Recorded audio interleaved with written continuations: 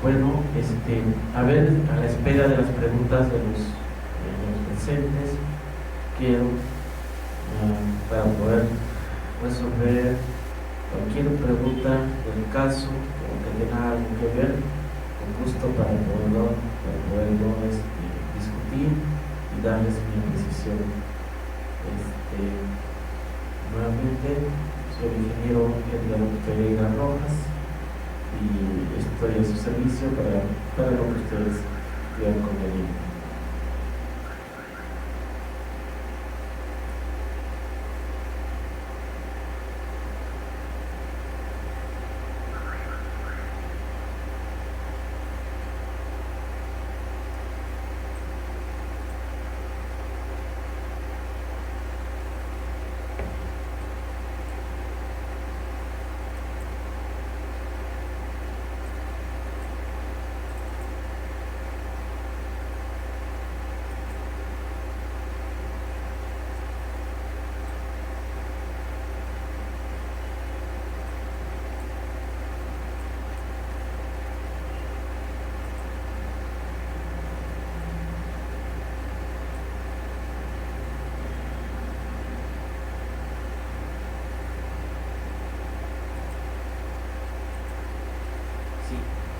Sí, buenas tardes. Aquí hay una pregunta interesante sobre las irregularidades en altura. Sí, las irregularidades en altura se presentan básicamente por cambios importantes en la rigidez de los elementos verticales que pueden establecerse o que pueden establecer diferencias importantes si se cambia la rigidez de estos elementos verticales de un piso a otro. Si existe ese cambio por parte de los elementos verticales, al hacer una variación importante de la rigidez de un piso a otro, se puede producir una irregularidad en elevación, en altura. El incremento de la masa de un piso con respecto a otro inmediato, también produce una irregularidad en altura, ya que lo que debe considerarse o lo que debe procurarse es tener más o menos una masa aproximadamente, no igual, pero sí muy próxima, muy cercana, de tal suerte de que las diferencias no deben ser muy marcadas, no se excedan, estimo yo, en el 10% o entre el 10 al 20%, no deberían ser excedidas estas diferencias, porque precisamente el cambio o la variación de la masa también es un problema que se presenta como una irregularidad en elevación. Suele suceder alguna vez, alguna oportunidad me mandaron a hacer unos cambios de uso. Teníamos un edificio en donde un solo piso, y en realidad todos los pisos del edificio habían sido diseñados para departamentos, para viviendas multifamiliares con departamentos, pero a través del tiempo este edificio quedó muy cerca a un centro comercial, bueno, a un área de comerciantes ambulantes. Entonces el dueño del edificio, al tener un piso disponible, creyó conveniente utilizarlo para depósito. depósito que utilizaban pues para almacenar los materiales y las mercaderías que los comerciantes en esa zona comercial utilizaban pues para vender y para poder hacer su comercio. Entonces el dueño del edificio lo utilizó para almacén de mercaderías. Entonces lo que pasó es que en este nivel donde se almacenaba mercadería, empezó a sufrir cambios que no se presentaron de la noche a la mañana, pero que sí estos cambios fueron percibiéndose progresivamente, como que algunas puertas ya no cerraban, el vidrio estallaba de la manera más, digamos, así de la nada, sin ninguna motivación ni nada, estallaba el vidrio y se veía un poco algunas cosas un poco extrañas que no concordaban con una estructura como la que siempre estuvo funcionando. Entonces se vio pues que la excesiva carga estaba provocando daño en el edificio, y particularmente en la zona en donde se estaba cargando más se empezaron a presentar estos problemas. Entonces empezó a aparecer fisuras, por lo que entonces los elementos estructurales correspondientes a este nivel empezaron a agrietarse. Y esto ustedes saben que cuando un elemento está agrietado existen cambios importantes, desde la posición de los ejes neutros, ¿no?, hasta la aparición de fisuras. Entonces se vio por conveniente avisar al propietario de que deje de colocar elementos sumamente pesados, porque lo que estaba haciendo era sobrecargar el nivel, excediendo los límites de resistencia para los cuales estuvo diseñado para el uso esperado, que era departamento de vivienda. Entonces, ya cambiarlo de uso a almacén, la cosa cambia, y no puedes hacer eso, porque puedes traer algún efecto de irregularidad, en este caso una irregularidad en elevación. Ahora, esto mucho va a depender, porque ante un evento sísmico con un cambio importante en la masa puede provocar fallas de naturaleza, fallas en las columnas, de naturaleza del tipo aplastamiento, ya que la gran masa también de alguna manera induce o toma mayor fuerza sísmica, porque la fuerza, recuerden, al igual que el cortante, se distribuye de manera proporcional a las rigideces, a las masas también. En la ley de Newton es justamente lo que se puede entender con la segunda ley de Newton, en donde se puede prever, en donde se puede entender de que las fuerzas inerciales son proporcionales a las masas, teniendo en consideración una aceleración promedio constante. Se puede decir, o se puede modelar, o se puede entender la segunda ley de Newton aplicada a este tema como fuerzas inerciales que se aplican en razón directa o en variación directa con las masas también inerciales. Entonces, eso es digamos, la irregularidad en elevación, cambios de masa, la irregularidad también de cambios de rigidez, muros portantes o estructurales que aparecen en algunos pisos y desaparecen en otros. Eso es la no continuidad de los elementos estructurales, que es otra variante más que que de alguna manera propicia la irregularidad en elevación o la irregularidad en altura, ¿no? El cambio y la disposición de los muros portantes cuando van de un piso a otro, el cambio muy descontrolado de las secciones transversales.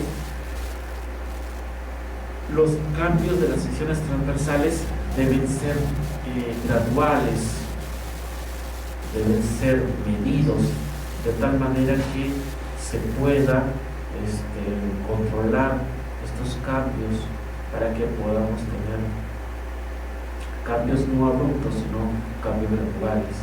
Se dice que el cambio debe ser lineal.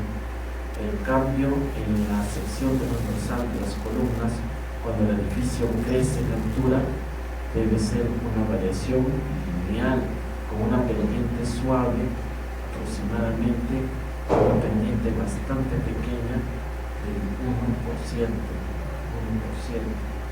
Entonces, eso es lo que se debe procurar, disminuir las secciones transversales en edificios altos, sí, pero con cambios graduales, no con cambios estrictos. No. Todos estos aspectos tienen que ver mucho con la irregularidad en la altura de un edificio. Bueno, esa es la respuesta que le puedo dar al señor Edison Tony. Espero haberlo satisfecho con mi respuesta. Muchas gracias también por la pregunta.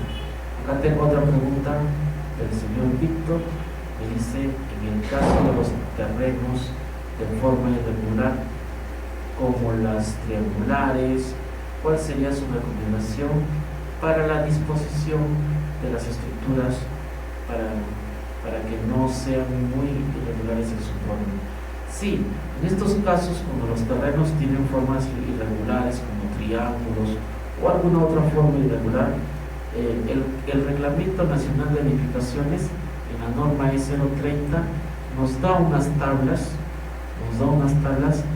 con las cuales nosotros podemos considerar estas irregularidades dentro del cálculo del cortante basal. Aquí está, por ejemplo, aquí está la irregularidad en planta, ¿no? La irregularidad en planta. Entonces, por ejemplo, esto del triángulo tiene que ver mucho con la irregularidad torsional. Esta irregularidad torsional tiene un factor de irregularidad I sub P que se considera a la hora de calcular el factor de reducción sísmica, o el factor de reducción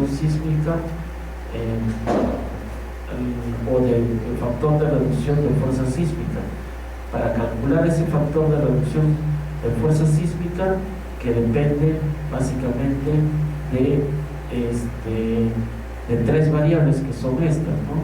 Vamos a ver en estos momentos cómo se calcula. Aquí está. El factor de reducción de fuerza sísmica se calcula como el coeficiente básico de reducción de la fuerza sísmica multiplicado por los dos coeficientes de irregularidad en altura y en elevación. Este triple producto me da el factor de reducción sísmica, que es el que debo emplear para el cálculo del cortante basal. Entonces, el factor básico de reducción de la fuerza sísmica, eso depende del sistema sismoresistente, que si ya lo tenemos identificado plenamente, es muy fácil ir a la tabla y poderlo utilizar. Los coeficientes de irregularidad en altura y en planta, simplemente yendo a la tabla 8 y a la tabla 9.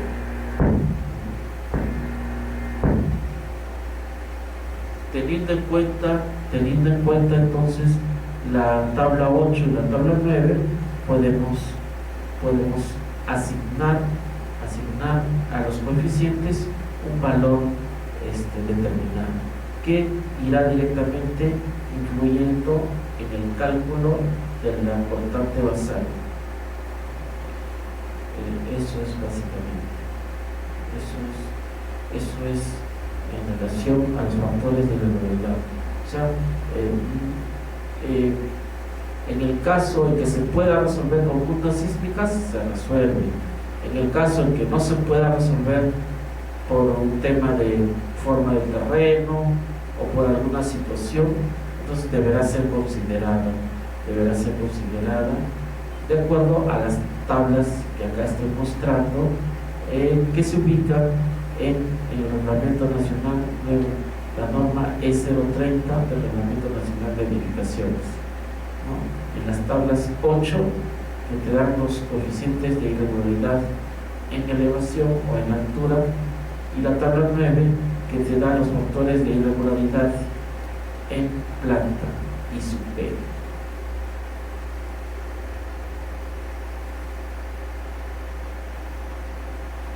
Espero con esto también haberle contestado a la pregunta. ¿Sí? ¿Más preguntas, por favor? Si tuvieran más preguntas. Muchas gracias a usted, señor Víctor. Muchas gracias.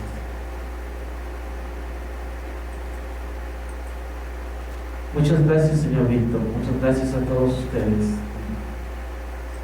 Sigo con ronda de preguntas.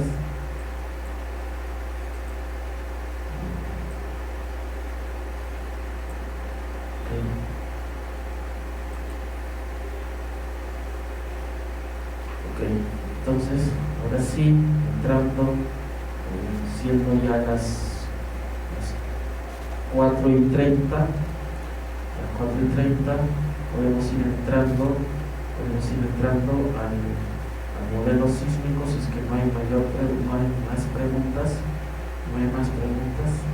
Si no hubieran más preguntas, entonces vamos entrando al modelo estructural para poder ir teniendo en cuenta todos estos aspectos que hemos considerado previos en horario de la mañana y en esta última hora que estamos viendo ya de por sí el tema netamente estructural, y que estamos ya tomando nuestro programa para poderlo considerar. Por un momento voy a dejar esto en la norma técnica. Siempre vamos a estar revisando en la norma técnica sismo resistente, la E030.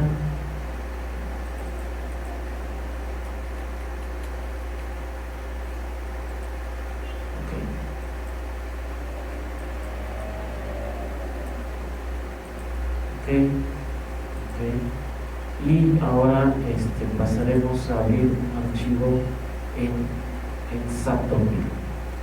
Pasaremos a abrir el archivo en SAP2000. Aquí está, SAP2000 versión 19. Hacemos doble clic y esperamos un rato que cargue el programa. Este programa es de la familia de los programas del CSI. Y bueno, tienen más o menos la misma configuración, ¿no? Empezamos aquí, entonces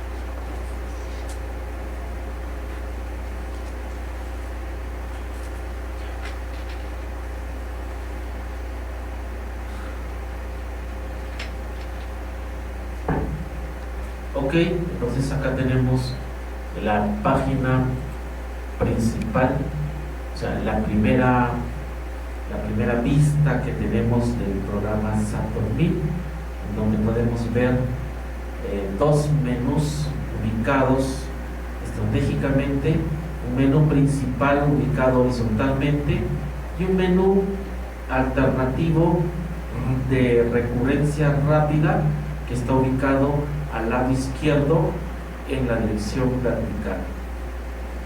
Bueno, refiriéndonos al menú de opciones que está ubicado en la parte superior de la ventana horizontal, existe aquí varias opciones. Está el menú File, está la opción File, la opción Edit, la opción View, la opción Define, la opción Draw, la opción Select, la opción Assign y todas las demás opciones que vienen del análisis, pista, diseño, opciones, herramientas y ayuda. Ahí están todas las opciones básicas que tiene Symfony. Aquí, si ustedes se dan cuenta, tenemos en la esquina inferior derecha, tenemos un menú que se despliega haciendo un clic, ¿no? Haciendo un clic se despliega y podemos elegir el sistema de unidades más compatible o más familiarizado que el diseñador tiene. En este caso voy a seleccionar toneladas para las fuerzas, tonelada fuerza, para la longitud metros y para la temperatura grados Celsius. Sí. Lo dejo ahí y está ya por default está en toneladas, fuerza, metros y grados Celsius. Entonces podemos abrir un archivo si ya tenemos trabajando el archivo en oportunidades anteriores o podemos crear uno nuevo. En este caso vamos a crear un archivo nuevo.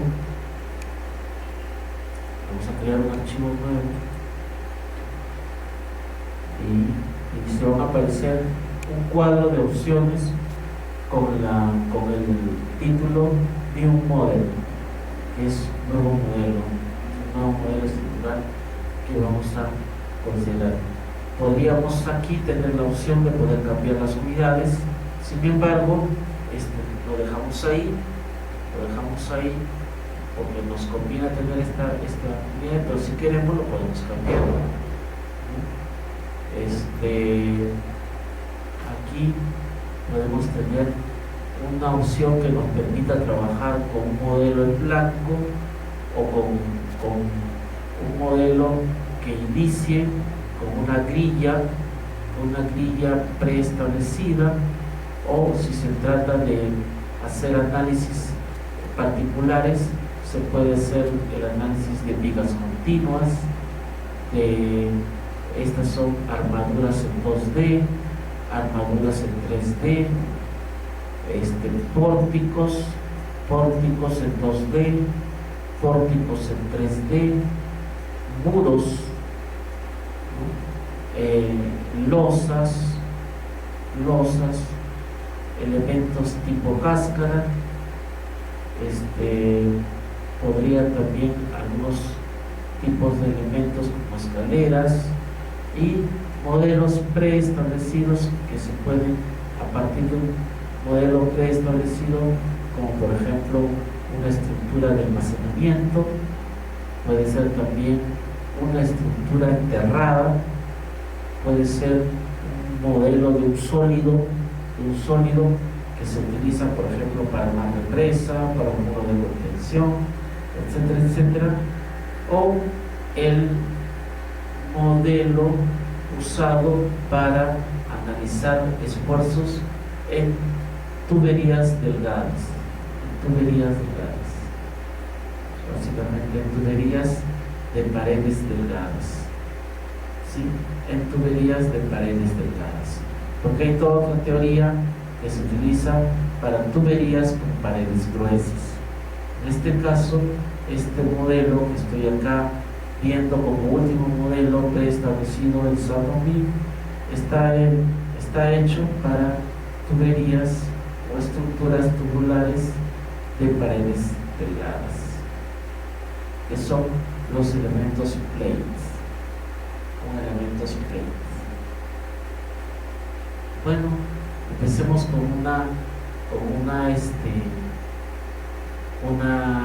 grilla solamente, y para ello, haciendo clic en la grilla, podemos tener este menú que se despliega, que es un menú de dibujo rápido de grillas lineales.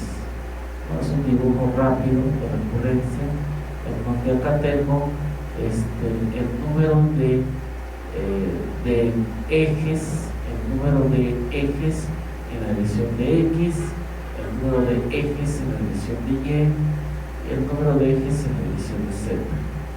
Los espaciamientos entre ejes, si son constantes, los puedo definir directamente acá. Si son diferentes, los puedo establecer como una constante y después cambiarlos, tanto el eje X como el eje Y y el eje Z. Y luego tengo la posición del origen de coordenadas que yo puedo variar. En principio, por default, está la posición del origen de coordenadas coincidiendo con el centro 0,0,0, donde tengo el origen de coordenadas en el punto 0,0,0 para las tres coordenadas. Entonces, vamos a suponer que estas son las medidas que por default me presenta. Si yo quisiera variar, simplemente voy al casillero que corresponda y varío lo que sea necesario. Por esta vez lo voy a aceptar y le pongo OK. Y automáticamente SAP me lleva a dos ventanas. Una en donde se muestra la vista en planta, y la otra que es la vista en 3D. Y por defecto me muestra la vista que está en el último nivel, más alto. Y ya ustedes comprenderán que acá tengo los diferentes sistemas. Acá estoy en el sistema global, este es el sistema global, y acá está la unidad de medida. El sistema estructural desde el cual yo estoy analizando mi estructura es con respecto al origen, con respecto al sistema de coordenadas que está en este origen de coordenadas, con respecto al global.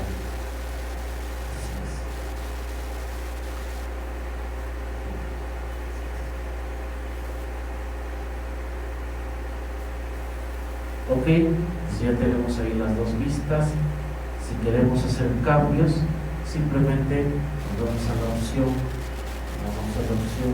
Edit,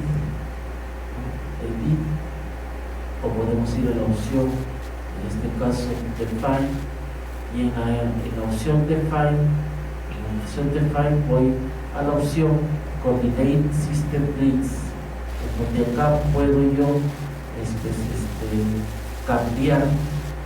cambiar estas distancias y el número de ejes en cada dirección respectiva, X, Y o Z. Para ello voy a la opción Modificar,